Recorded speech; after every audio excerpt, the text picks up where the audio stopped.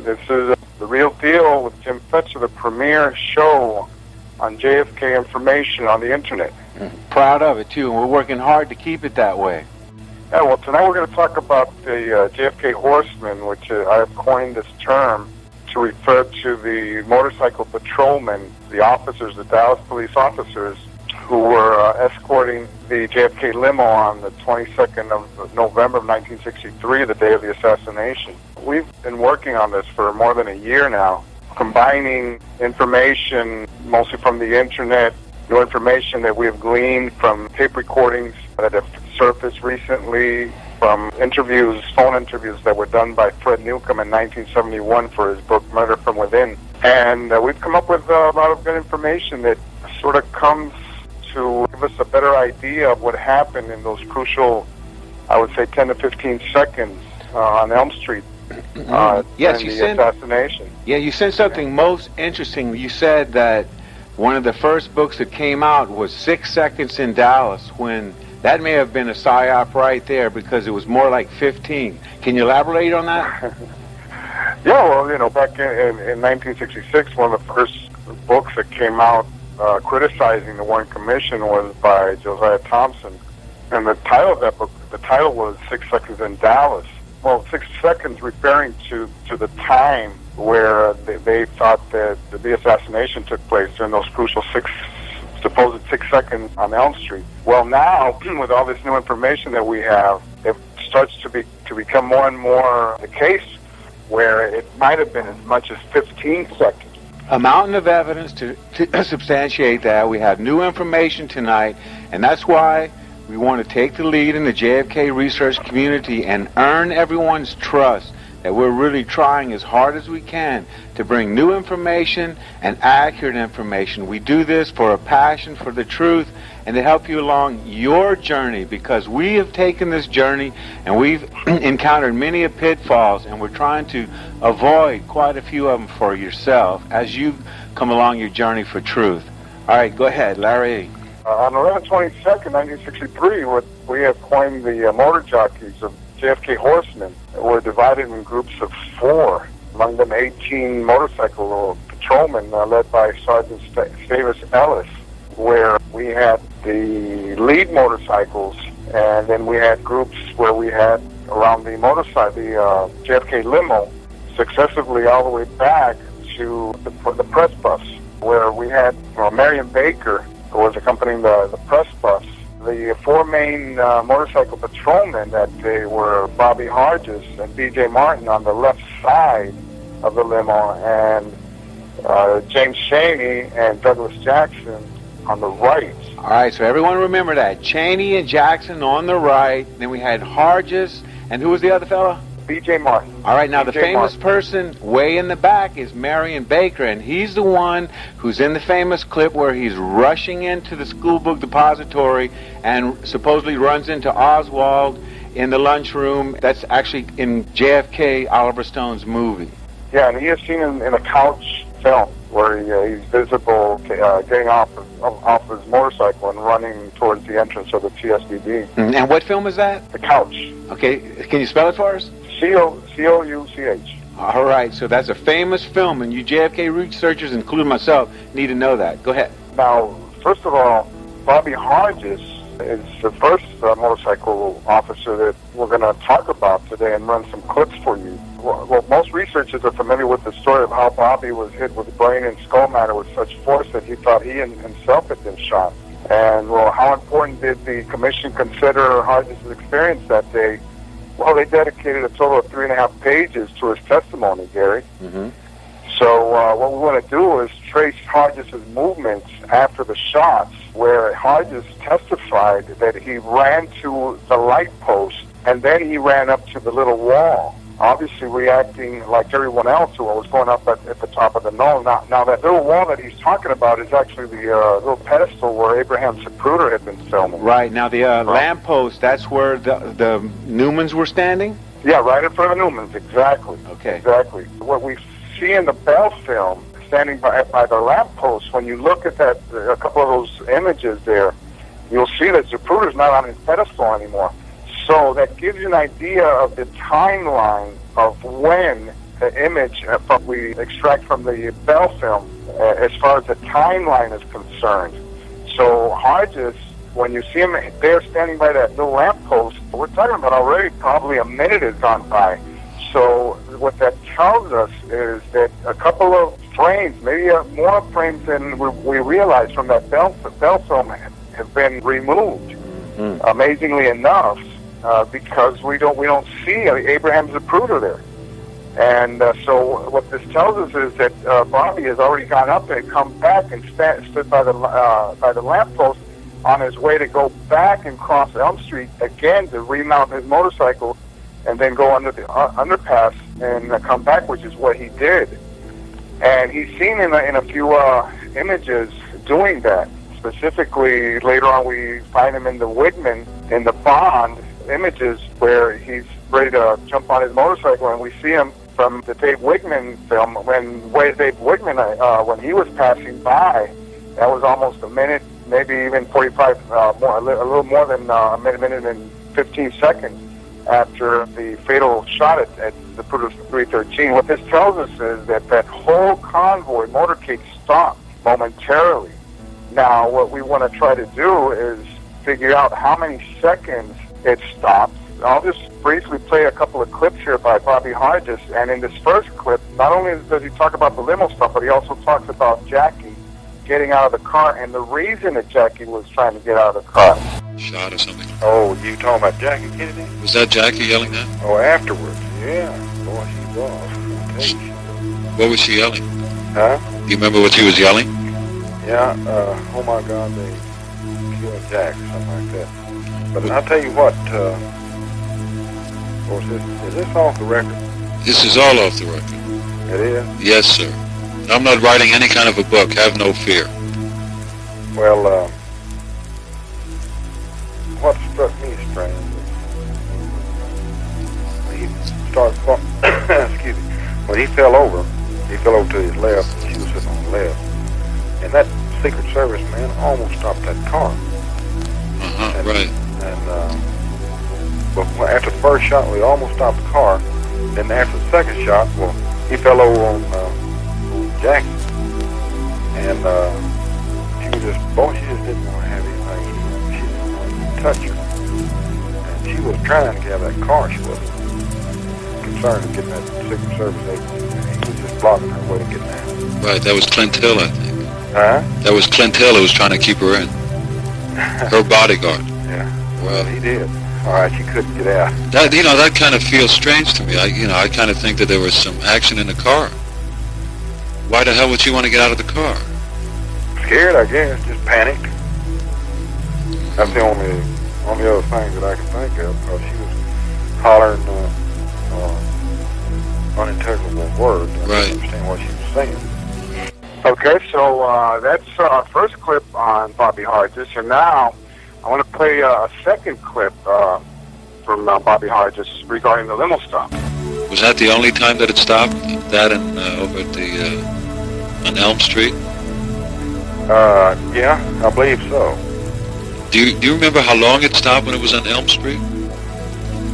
Oh, you mean after that first shot? Right. Only about 3-4 seconds, maybe 5 or 6. That's all. You say it stopped for about 5 or 6 seconds? Yeah, but you won't find that in the Warren Commission report. Don't they claim that it stopped? Huh? Don't they claim that it stopped? No. I don't think he didn't. You've seen a rolling stop, haven't you? It's going less than 1 mile an hour. Right. Well, that's what he was doing. He wasn't completely stopped to the dead still. You guys on the bike must have had a hell of a time trying to stay up on the bike. Yeah, we did. Just about walking him. Huh? You were just about walking with him. Yeah, that's right. We burn our clutches quite a bit on escorts like that. Right. Now, Gary, Bobby Hodges is talking about 5 or 6 seconds for the limo to stop. Now, 5 or 6 seconds is a long time. How clear can you be? And unfortunately, yes, he's pretty clear on that in this audio tape. Now, we don't see that in the Zapruder or the film or the Nix films. That's right, because they've been altered. Well, apparently, but all this information that we're starting to see now it had been, unfortunately, it had not come out. It had been around, since 1971. Like I said, only now are we realizing the importance. So this is an interview conducted in 1971 by Fred Newcomb for his book Murder from Within. We have other instances where Bobby has spoken about this. For example, on June 26, 1995, and this is a clip that you have over there in your studio. Hodges was interviewed, and this is an interview that is also on YouTube. I'm not sure. I believe Ian Griggs might have done this one. And he also talks about the limo stopping. And I'll quote here, Hodges, he said, "This is not to be shown publicly, but that guy slowed down. Maybe his orders was to slow down, whether the rest of the guys." He's interrupting Mr. Greer, the driver of the presidential limousine, and Hodges said, "Yeah, the presidential limousine slowed down almost to a stop." This is not to be shown publicly, but that guy slowed down. Maybe his orders was to slow down where the rest of the guys... This is Greer, the driver of the presidential limousine. Yeah, presidential limousine slowed down almost to a stop. All right, there you go. Right. See, a lot of times we didn't realize the historical significance of what these guys were saying. And they were saying it a long time ago, and these guys were right there. Bobby Hodges to the left, Rear, the one who famously said he thought he had been hit, he'd been sprayed by so much brain matter. So there you go. And what's so amazing to me also, Gary, that none of the men that were closest to the assassination, which were these 4 motorcycle cops, were never interviewed by anybody except, in fact, nobody interviewed them, not the FBI, the Secret Service, the Dallas Police Department. Only 2 of them went before the Warren Commission, which were Marion Baker and Bobby Hodges. I believe B.J. Martin went to before the Garrison, Jim Garrison for the Straw trial in 1969. And so basically, the most important witnesses to the assassination were totally ignored.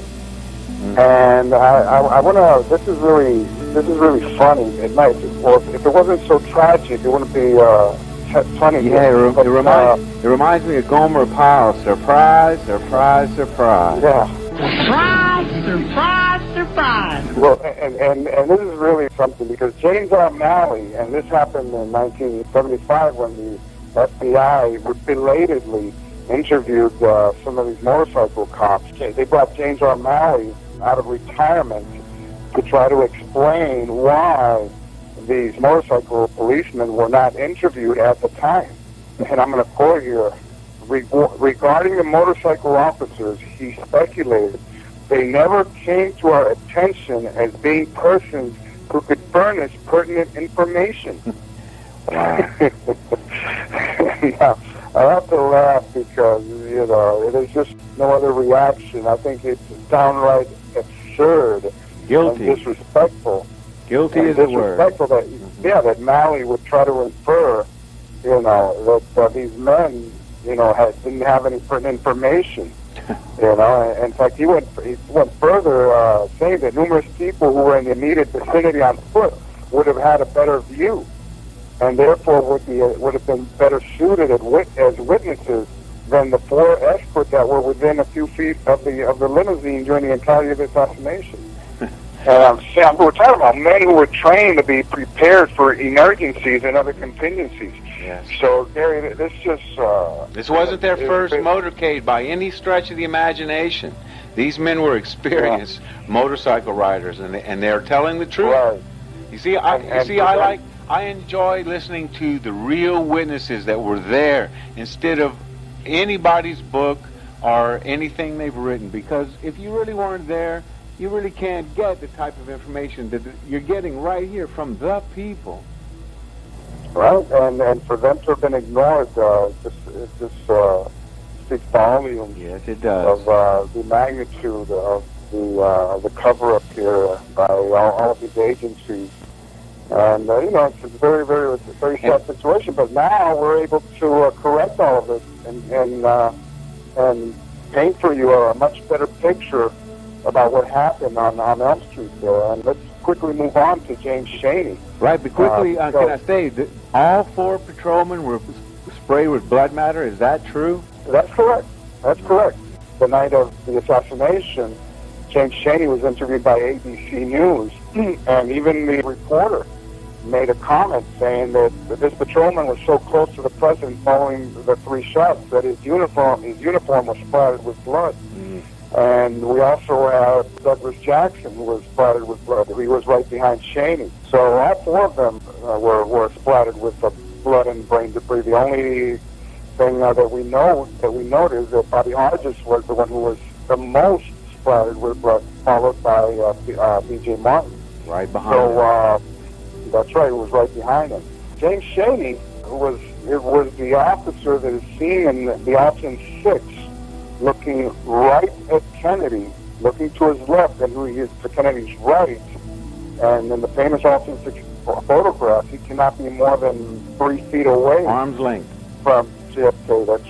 That's right. So he had first row seats to the assassination. And he was not called? He was not called? Never, of course not. Well, don't forget also that he drove up to tell Chief Curry about the severity of the shots, of how bad JFK had been hit. And that's something that I'm going to talk about a little bit if we have a chance, because a lot of my research also indicates the people that were in Curry's car, namely Sheriff Decker, FBI Agent Winston Lawson, or Sorrells, who was in the backseat of the lead car. And we need to specify what was the lead car. The lead car was the car that Chief Jesse Curry was driving. Bill Decker. And it was right in front. Bill Decker in the back seat and 4 Sorrells. And they're seen in the option 7. And in the option 7, we've talked about it in a previous show, you can see the brake lights are on. And you can also see Sheriff Decker turned around, looking right at what's going on in the JFK limo. What I have researched, and I've come to the conclusion that the people that were in that car, Ford Mercury, did not need Shaney to come up to tell them what was going on in JFK's car, that JFK had just had his brains blown out. Shaney is popularly known to have been the motorcycle cop that drove up to tell those people about what was going on. But like I said before, the option 7 has been altered, just like a lot of the rest of the photographs. Right, to obfuscate that fact that they were turned around watching everything. That's right.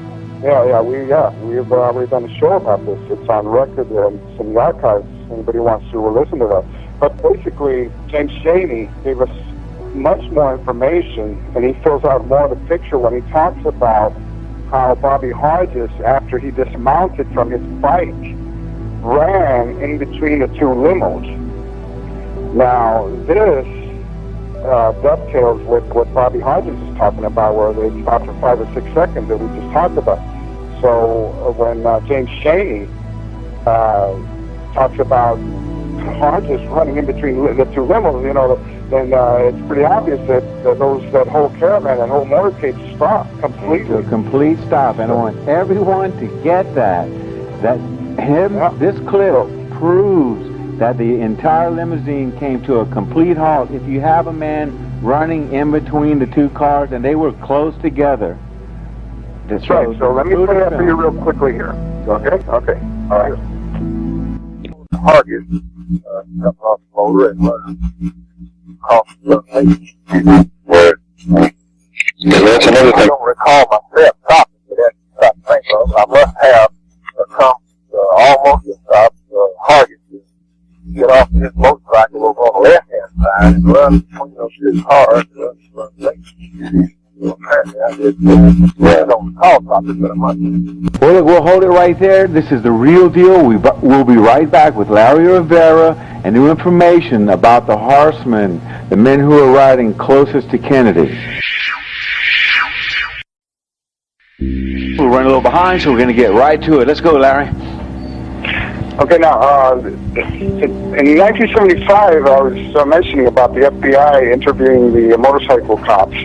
And at that time, they were mostly preoccupied with establishing that the motorcycle officers heard 3 evenly spaced shots, and that each of them looked over their right or left shoulder towards the Texas School Book Depository. Now, as we go on, with the next couple of motorcycle officers that we're going to talk about, we're going to realize that was a total fabrication. Okay, because when you look at the Zapruder film, you don't see any of them looking over their shoulders, and you don't see any of them reacting or flinching or anything in response to gunfire. Mm-hmm. So because they couldn't hear anything. That's right. Because from the research that I have done, it's pretty obvious that they could not hear anything over the noise of the Harley Davidsons, that they were riding in. And this also is important because I spoke to Tony Glover a couple of weeks ago, and one of the things that Tony remembered most was the enormous noise that 8 motorcycles, she said, 8 motorcycles, me and James Norwood, Professor Norwood, interviewed on September the 6th. Mm-hmm. And we had a very interesting interview with Tony, and she was talking about this, and she spoke about the noise of the sirens and the noise of the Harleys and whatnot, and that most people didn't actually hear anything. Right. So how could these motorcycle officers hear gunshot over the din of the motorcycles is beyond me, especially when they were riding in pairs, Gary. So that's one of the issues here that we're going to talk about. And also James Bowles, wrote a paper in 1979 where he was trying to refute the Dictabelt recordings, and he also talked about the noise that the motorcycle officers had to endure. Gary was at that time was doing the research on the motorcycle Dictabelt that was recorded, out of J.B. McLean's motorcycle that was recorded, and where that recording, what it shows, what you hear is one shot, and then a little space of time, and you hear 2 almost simultaneous shots, almost one on top of the other, which by no means does that show 3 evenly spaced shots, as the FBI reported in these interviews. Now, in these interviews also, I want to talk about 3 FBI agents who took these statements, and one of them was Charles Brown. And Charles Brown was involved in other aspects of the JFK investigation. So we know that he was around for a lot of the work done by the FBI. But 2 other men, and at first these interviews, the identities of these men was redacted from these documents. So when Harold Weisberg sued the government to get these, you can see the identity at the bottom. They had been crossed out in black. Harold was able to deduce, that one of them was Charles T. Brown, but not the other 2 guys.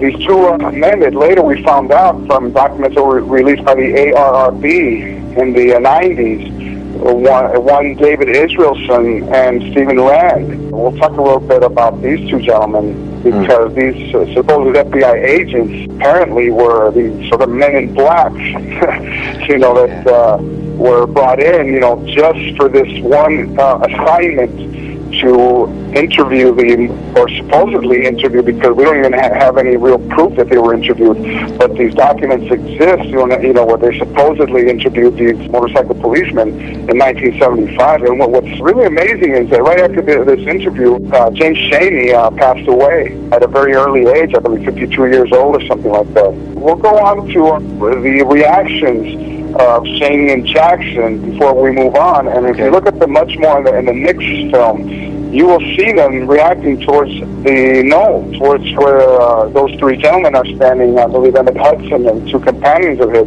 They're not reacting over their left or right shoulders at all, like the 1975 interviews tell us. Instead, they're reacting towards the looking into the JFK limo, and then straight up there towards the picket fence.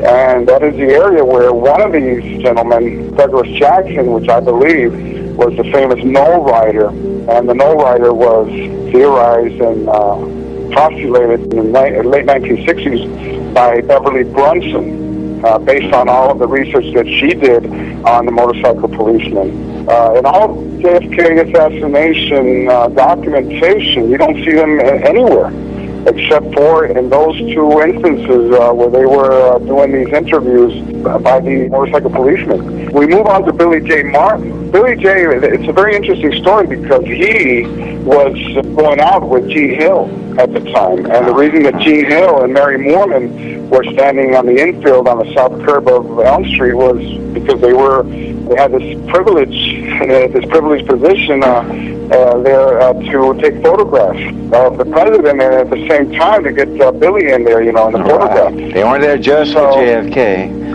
Yeah, so Gene wrote a book called JFK, The Last Dissenting Witness, and the importance of this book is enormous because Gene gives us a lot of inside information on what was going on with the motorcycle policemen, what they were going through in the immediate aftermath. And as a matter of fact, Billy went on a hunting trip and totally disappeared right after the assassination. And Billy was one who talked about that he couldn't hear anything. He couldn't hear the shots over the noise of his motorcycle. And he never came back? But he came back weeks later. I see. After the smoke had cleared, so to speak. So he told Gene that he couldn't see what was happening. Furthermore, Gene talks about how Billy was circling his bike right there on Elm Street. Billy talks about how he thought that they were going to pick them all off, like ducks in a gallery. And I quote, so I started circling, figuring a moving target would be harder to hit. Now, Gary, you don't see any of that in the Zapruder film, I'm sorry, or the Nix film. Yeah. So that's another very important detail. And he says that's what you were doing, Regine, talking in the book, and where she saw puff of smoke and the figure with a gun behind the wooden fence, and then she went up there and started chasing the man, after cars kept passing by, because you see Gene Hill going up there in the Bell film, but after a couple of minutes had gone by. So anyway, Billy, when you look at the Zapruder film and you follow Billy, you don't see him flinching, you don't see him looking over either his right or left shoulder, and this also gives us an indication that what Jean was talking about in her book is true, that the motorcycle patrolmen could not hear what was going on, that they were reacting more to what they could see. Just right there on film, as much as we know that the Zapruder film has been altered and everything, we still see a couple of things, that are very important, and this is one of the most important things, because then Billy went to the Shaw trial, and over there he also said that he looked back to my right. And then he said, all during the shots, I was looking to my left and right. I'm sorry, Billy, but that is not shown in the Zapruder film. So, these guys sort of had a libretto to follow. And unfortunately, it's not confirmed with the photographic and the film evidence that remains. So that thing about him turning his body is not shown at all in the extant Zapruder film. And Martin and Hodges on that side are clearly visible for approximately 8 seconds.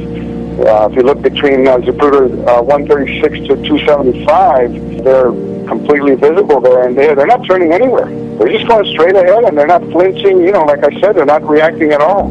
One thing that I wanted to cover real quickly is about Gene Hill credibility, and why what Gene talks about in her book is so very important, because she talked about lamb chop in the JFK limo, and we know that it was confirmed to be true. Mm-hmm. She talked about going up the knoll, and you can see her in the Bell film going up the knoll.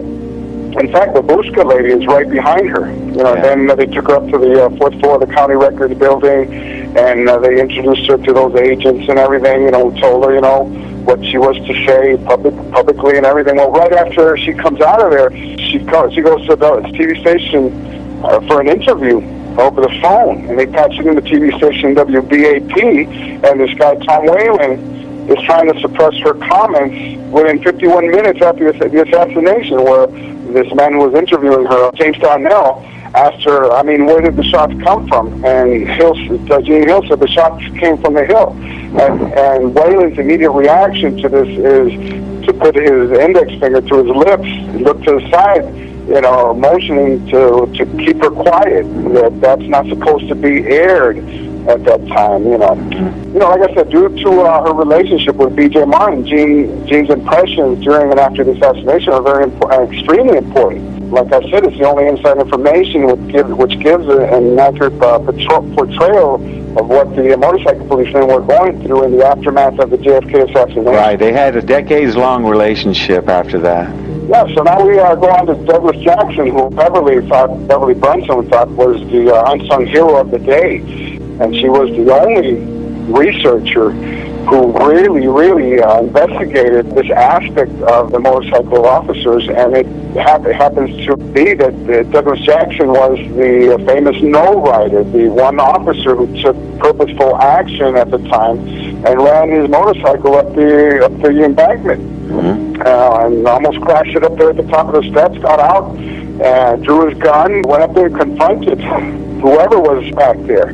And this was witnessed by S.M. Holland and Lee Bowers, and these two Warren Commission testimonies that talk about that, and Beverly cited those two references. Those were all railroad men that he's talking about who had a bird's eye vantage point. That's right, and from different angles, Harry. One was behind and one was in front on Elm Street on the overpass. So and they both talk about the same event. So it's kind of hard to, you know... Collaboration. To dispel that. And a policeman throwed his motorcycle down in the middle of the street and run up the embankment with his pistol drawn. He was running toward that particular spot. And also another motorcycle policeman right behind him tried to ride up the embankment on his motorcycle, and it turned over about halfway up the embankment. And he got out, got off his motorcycle and left it laying there and run on over to the fence with his gun in his hand.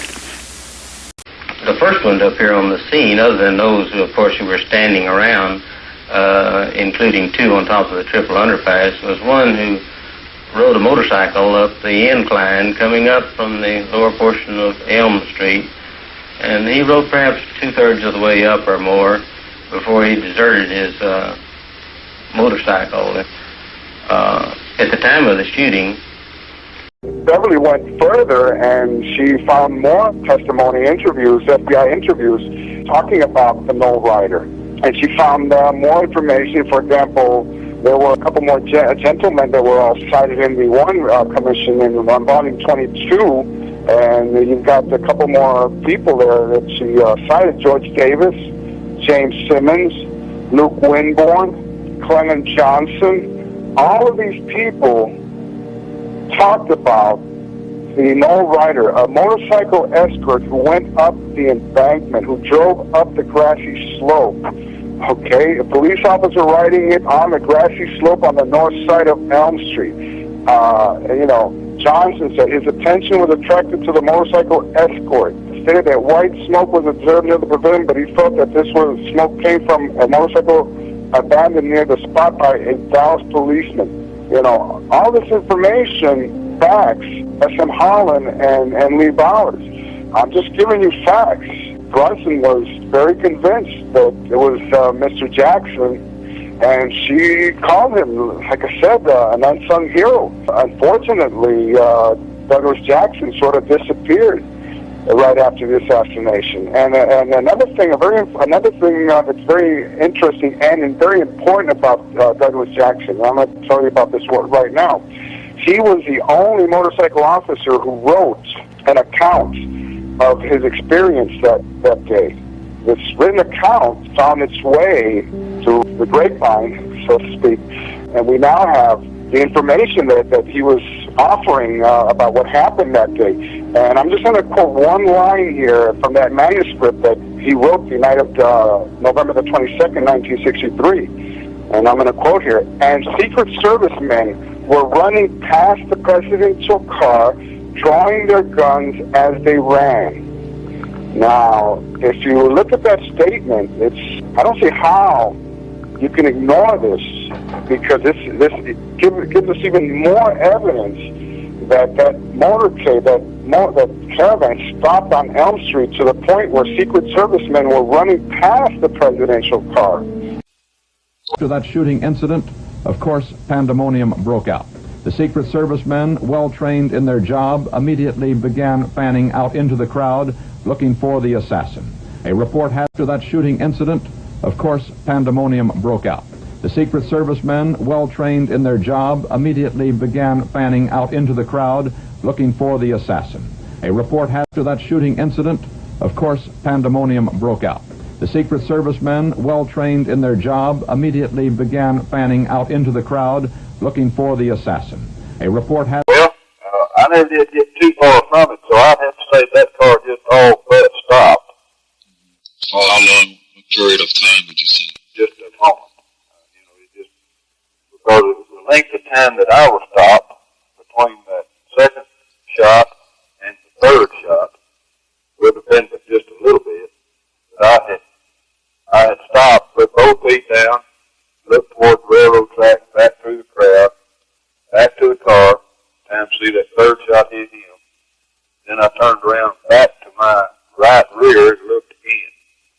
Again, I never did look up at that window. Never did look up toward the top of the building. Right. Now you say the car came to that stop between the second and third shot, you imagine? Yeah. And it stopped, and then that's when you were looking around at that point. Right. Then I looked back to the car again in time to see this Secret Service agent crawling over up on the back of it. Right, that was Clint Hill, I believe. Right. Yeah. He laid down right across the top of that convertible. Right over the seat. And again, you don't see this in the Zapruder film or the Nix film. Now, why? Why is that the case? You know, I mean, we're coming at them from so many different angles and directions here. You know, it's kind of hard to ignore, Gary. There can be no doubt. You know, sort of closes the deal here. What do you think, Gary? These were the people that were there. See, we tend to listen to people who have written books or the photographic evidence. I'm speaking specifically of Robert Groden, who just steadfastly will not come around to the realization, and I believe there's something behind it. I'm not exactly sure what it is, but the fact is that here, what we're trying to do is bring the people that were there and what they had to say. This is what the people had to say, and I believe the more you listen to them, especially in the very beginning, in the first 24 to 48 hours, is where the real truth is, and then you have to trace it from there. Exactly, and that's why we also have to offer this quote from Mr. Zapruder, and it's right there in the Warren Commission about what he experienced right after the shot, right after the headshot. And I'll quote this again also. Yes, some of them were motorcycle cops.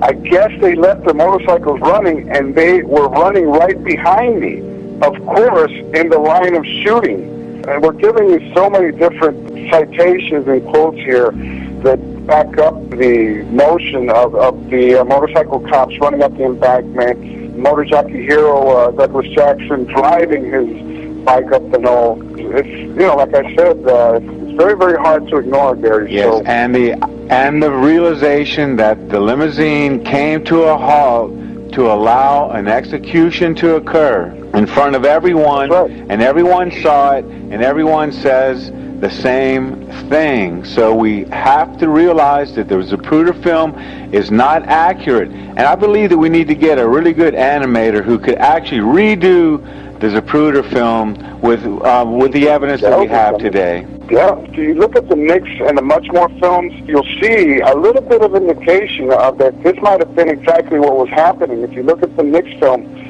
you'll see that Emmett Hudson and his two unidentified companions that are standing on the steps leading up to the west side of the North Monument there in Dealey Plaza. You see them reacting and running towards the picket fence. The reason I'm bringing this up, Gary, is because Emmett very specifically talked about shots being fired above and behind him. Mm-hmm. Okay, and he said you could tell the shot was coming from above and kind of behind. Wesley Liebler, Warren Commission attorney, was interviewing him for his deposition in Volume 7. When you look at the Nix film, you see something totally out of the ordinary. There's, why is Emmett Hudson and his two companions running in the direction of where they said shots are coming from? When human nature would have dictated, they would have done the opposite. They would have run away from that area. So this sort of gives us an indication that they might have been running away from that motorcycle that was, rambling up the knoll right there, And also you see the reaction of some of the witnesses, some of the people that are standing there. Instead of looking at Jackie, who is on the trunk of the limousine, they're not even looking. They're not even paying any attention to Jackie. They're looking towards the steps, right towards where Emmett Hudson and his companions seem to be running away from something that's coming towards them. It's a Harley. It's not seen. That's right. It's not seen in the Nix film. Of course it's not seen, because as Orville panned, well, he didn't actually pan because he wasn't looking for a viewfinder. He actually recorded the assassination by mistake, because he was just running around like everybody else, trying to avoid getting shot. But luckily, he caught that part of the assassination, but he did not catch the area of the steps there where the knoll rider was coming up the embankment. But you can see a reaction of some of the people there. Mm-hmm. And as I said, they're not looking at Jackie, which, as Brunson said, that was the fight of the decade, probably of the century. The First Lady, climbing over the trunk of the car, trying to get out of the car, as we just heard Bobby Hodges talk about. I think you might be about to get run over by a Harley Davidson. That's right. So that's like I said, that's more evidence that, in my mind, that's pretty well defined there. That we have to find out why those people were running away towards the direction of the shots instead of running away from the shots. So not very many people talk about that. Larry, before we go, don't we have a clip of one of the motorcycle riders saying that they picked up a piece of brain and threw it in the car? Yeah, we still got more here, Gary. Let's okay, we're running out of time. We still have Davis Ellis, and he's going to talk about the limo stop. Okay, here. The president's limousine stopped for a while, right at that point. Well, no, it didn't stop. It almost stopped. If you've ever ridden a motor, if you go so slow, your motor will want to lean to one side. You have to put your foot down and balance it. Right. Well, we were going so slow that's what was happening. We was having to kick our foot down every once in a while. It was very slow pace. This was after the first shot was fired. They cut the speed. Secret Service cut the speed on the convoy. Do you know for how long? Well, it was just momentarily. It never did stop, but it almost stopped. It got so slow, and we were just barely moving. And then they hollered, "Go, go, go! Let's go!" I came up and said, "Get him to the hospital as quick as you can." Okay, so now we're going to talk. I want to talk a little bit here about Harry Freeman, okay, because he's sort of unsung in all this story. And Harry Freeman was riding right in front, left front, right in front of the JFK limo, right behind Curry's car, the lead car. And I want to play this clip for you, a couple of clips here, which pinpoint his position, and then we'll go on to why and what could have happened with Harry Freeman. Okay. What position did you have at that point when they were coming down Elm towards the underpass, I guess? I was right to the left front then. I was out, some few feet out to the left front out there. I don't know exactly how far it is. The lead car, Curry's car, you mean? No. At that time, I was between Curry's car and the limousine, right. And then you were at that position, I guess, when the shooting took place. Right. Do you remember? Now, the significance of what Harry Freeman just told us is extremely important, because Penn Jones wrote about the motorcycle cop that was responsible for bringing the entire motorcade to a halt. And when James Simmons was brought into at the Clay Shaw trial, he spoke about what happened then, and he was asked, what did the limousine do then? And Simmons answered, it paused and then accelerated real fast after the motorcycle got out of the way. Now, Harry Freeman just told us that he was the only motorcycle cop that would have been in that position. So, by speculation on my part, and this is again speculation, it could have been Harry Freeman, who was the police officer who, as Penn Jones said, faked that he had stopped to find out what was going on and brought the entire caravan to a stop. So that's why it's so very important what we just heard, Officer Freeman, because this is brand new information, Gary. This has never been talked about, never been brought forth before about Harry Freeman's position. And now... And not shown in the Zapruder film. And it's not shown in the Zapruder film at all. So again, we're getting more and we're getting just so much confirming information here, and these are just facts. Penn Jones said that Simmons said he believed there was a motorcycle cop at the left front of the automobile who got in the way and who made it appear he was trying to find out what the shooting was all about. I think that's extremely important there. It's not, it's new stuff, new information that we're bringing out here. Yeah. So let's talk about what Davis Ellis offered in these recordings about the piece of skull here. No, I didn't get that close. I know that down on the street, a piece of his skull blew out of the car and blew over on the grass, and the kid picked it up, and the Secret Service man took it away from him and threw it in the back of the car. Our people, right there at the motor knew how bad he was hurt. I knew he was hit. I didn't know how bad he was until my man Cheney came up there and said he had no chance to get he said, he ain't got no chance, but let's go.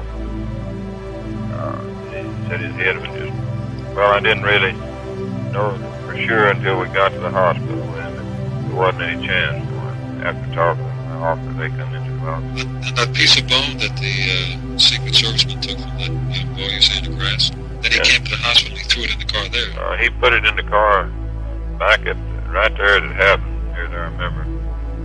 Does it happen at the on the street on the hill? Yes, sir. The president's limousine stopped for a while, right at that point. Well, no, it didn't stop. It almost stopped. Okay, so that was Davis Ellis talking about a piece of skull. Again, the reason this is important, Gary, is because if that Secret Service man had enough time to take that piece of skull from the kid and throw it into the limousine, we're talking about even more. Takes a long time to do that. That's right.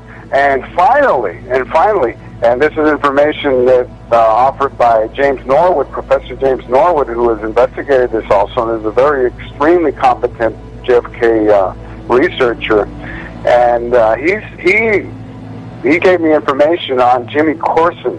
Jimmy Corson was also one of the horsemen who was in the back of the motorcade around the area where Marion Baker was.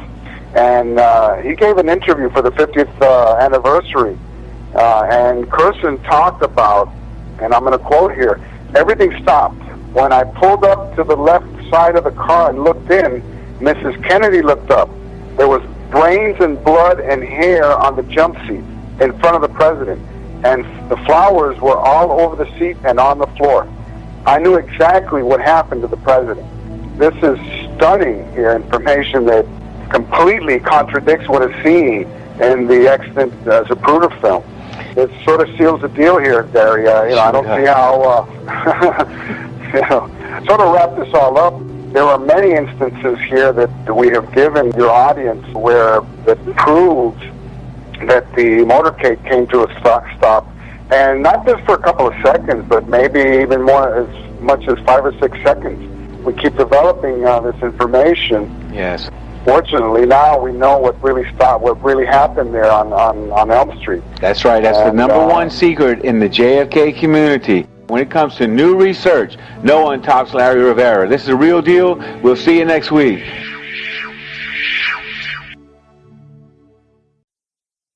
Well, I can recall seeing the president's car turn onto Houston Street off of Main, make a right-hand turn.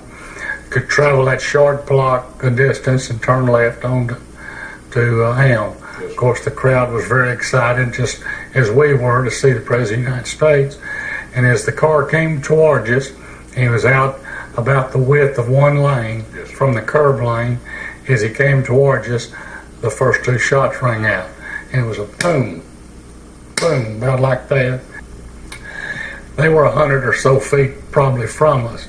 But as the car got closer to us, I could see Governor Connally in the car, and him more or less stretched out, and the blood on his shirt and his protruding eyes.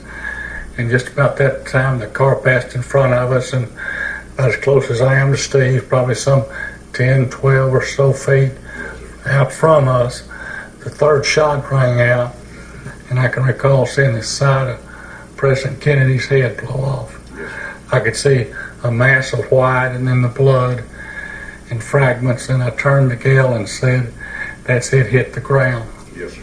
We turned around and threw our kids back on the grass and covered them there. And I can remember looking back and, and seeing the car slow down or nearly come to a complete stop, and then accelerate and take off and go out of sight into the triple underpass.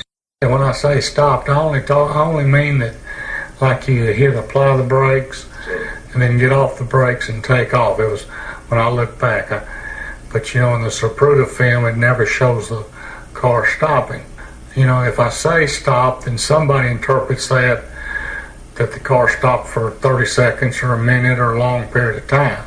I do think the car stopped momentarily. And when I say momentarily, I'm just talking about looking over and seeing the brake lights, and it hit and kind of rocked the car. And one of them had, a two-way radio or phone or something to their ear. And then they floorboarded it, by the time the Secret Service got over and the agent got over in the car, the other Secret Service agent, they floorboarded and took off. So we're just talking about seconds. It had always seemed to me that had the car speeded up, had there been better reaction on the part of the driver, they were only yards from what at least I perceived to be safety by getting on the expressway. But the car seemed to it didn't move. After that first shot, it just didn't move. Let us recount this incident again. There has been an assassination attempt against the life of President John F. Kennedy in Dallas, Texas. The President, Mrs. Kennedy, and Governor Connally of Texas, en route from the Dallas airport to a speech the President was scheduled to make at noon in Dallas, were in the President's famed bubble-top car, driving through cheering crowds in the streets of Dallas when 3 shots rang out. The President slumped into the lap of Mrs. Kennedy, apparently a bullet wound in his head. Governor Connally slumped to the floor of the car. Bullet wounds were seen in his chest. Mrs. Kennedy screamed out, "Oh no!" The car stopped momentarily. Secret Servicemen unloaded their rifles and started into the crowd. 2 persons, a man and a woman, were seen crouched with a crowd around them on a hilltop overlooking the road. Whether they were concerned in the shooting or not, we do not know yet. Secret Servicemen rushed to that scene, and we're waiting a report on that. We heard the shots very clearly, but it was almost inconceivable at that stage that this was an assassination. About no more than 2 or 3 seconds elapsed before the car that the President was traveling, this was an open limousine that had been sent out from the White House fleet in Washington. This car came to an immediate stop. The Secret Service followed car. Some of the agents piled out, then almost immediately leaped back in. We saw one of them pull out a submachine gun. They leaped back into the car, and the motorcade took off very rapidly. It had just entered a throughway.